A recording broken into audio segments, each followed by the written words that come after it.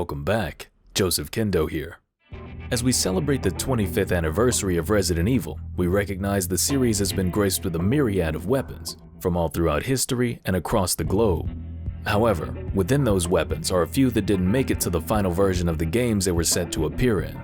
As a continuation of Part 1, here are 10 more weapons that didn't make the cut in Resident Evil.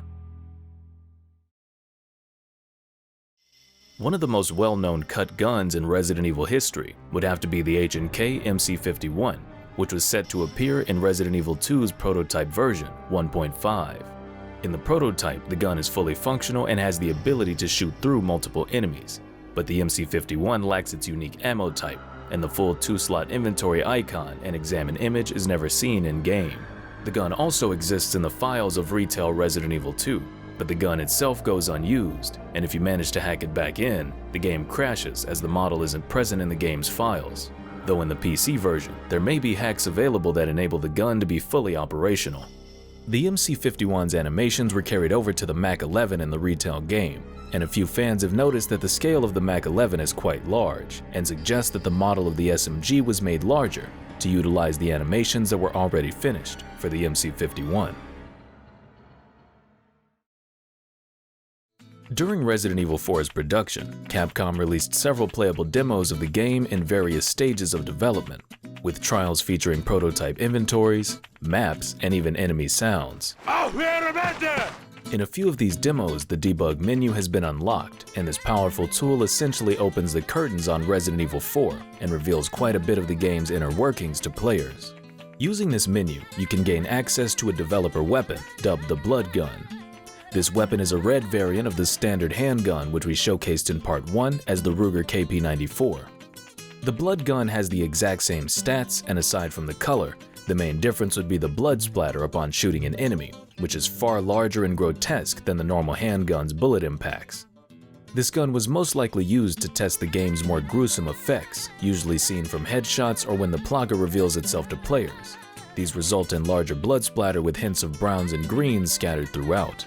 But that isn't the strangest aspect of this gun, as its inventory icon is an unidentifiable object, and in the debug weapon list, the Blood Gun is simply given the name Club, which one would assume is a melee weapon, though in this case it is in fact not a club, but a crimson handgun. Showcased in the second trailer for Resident Evil 5 from E3 2007, there were other guns featured that didn't make it to the retail version of the game. In brief moments of the trailer, we see Chris with a short pistol-gripped shotgun that almost resembles the Ithaca Model 37 from the final game, though this isn't the same weapon and appears to be a fully custom design. This mysterious shotgun also appeared in an exclusive trailer that was shown at Microsoft Conference 2008, where the beta shotgun was used more frequently and even appears alongside the Ithaca in this trailer. However, this would be its last appearance in the arsenal of the game before it was replaced by the Ithaca as the first chapter's shotgun.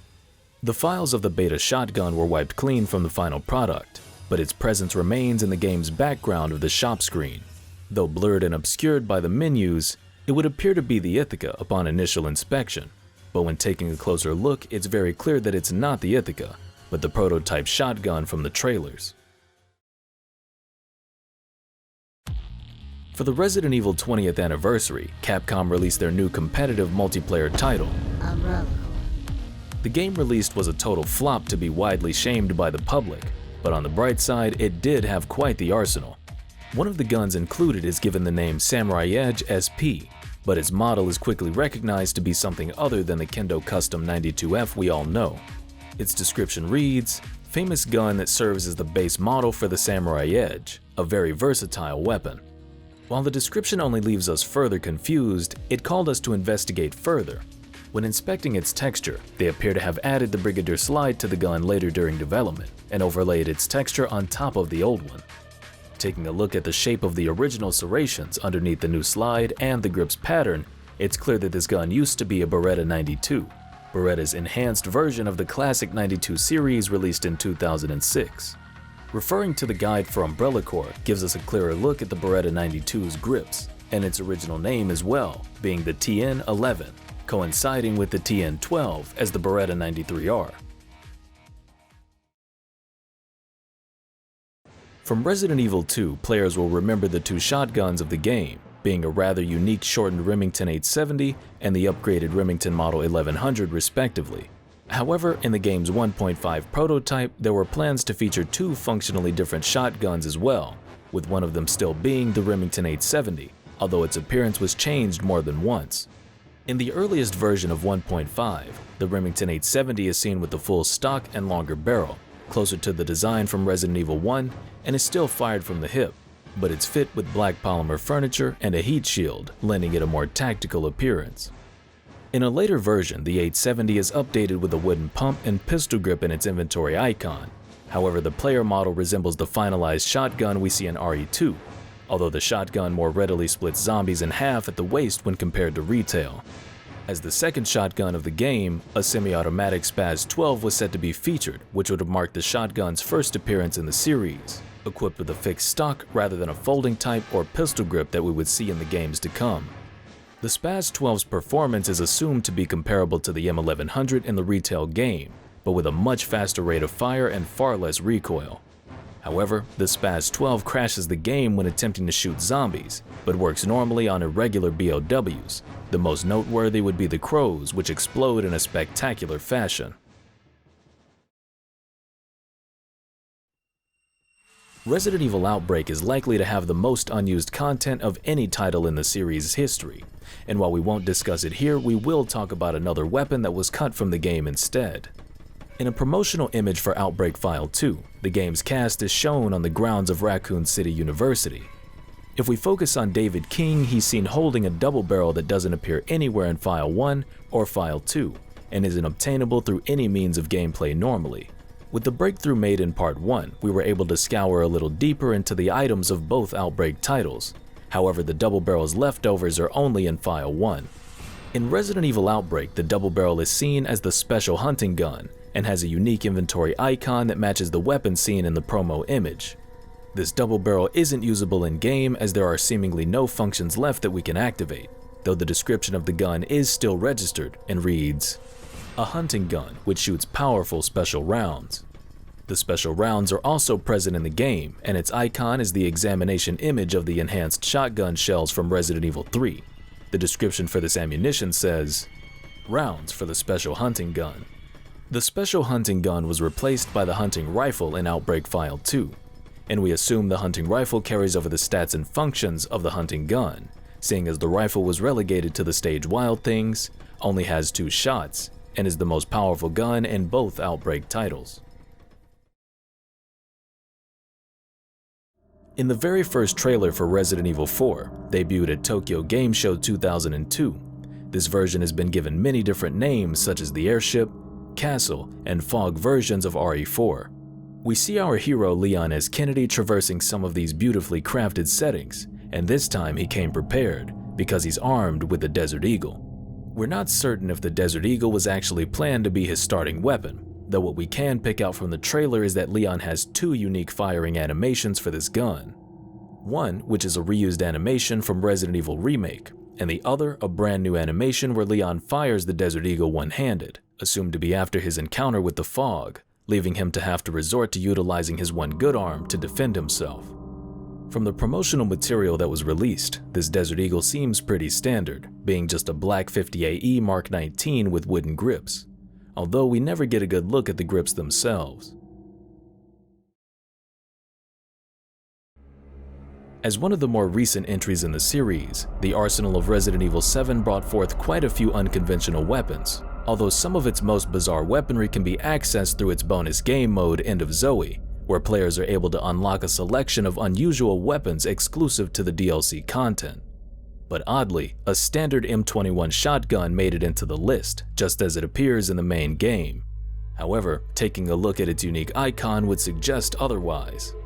When searching through the game's inventory icons, we got a closer look at the second version of the M21, which appears to be a modified version with sawn-off barrels.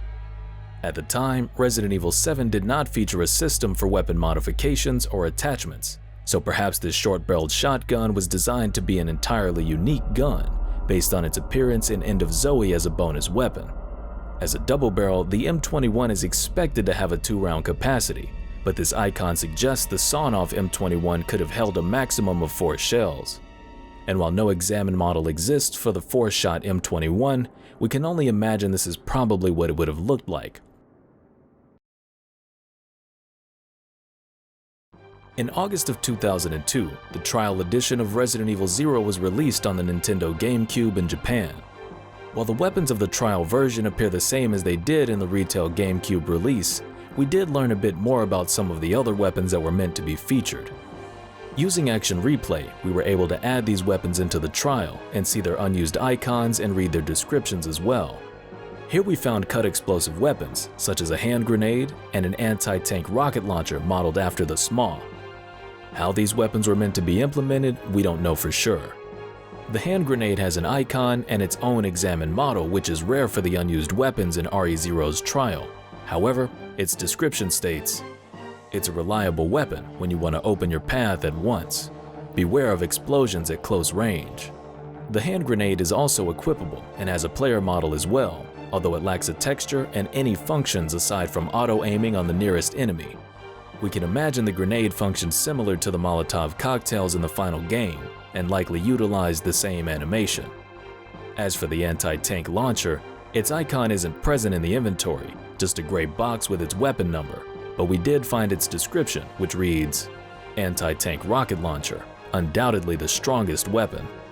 While it seems like the perfect weapon to use against the several giant BOWs of the game, we think it was likely the original design of the Infinite rocket launcher, or was planned to deliver the finishing blow to the Queen Leech. But as we'd find out, that position was given to the Magnum revolver in the final version of the game, and since the trial version never grants official access beyond the Ecliptic Express, we will likely never discover its original intended use.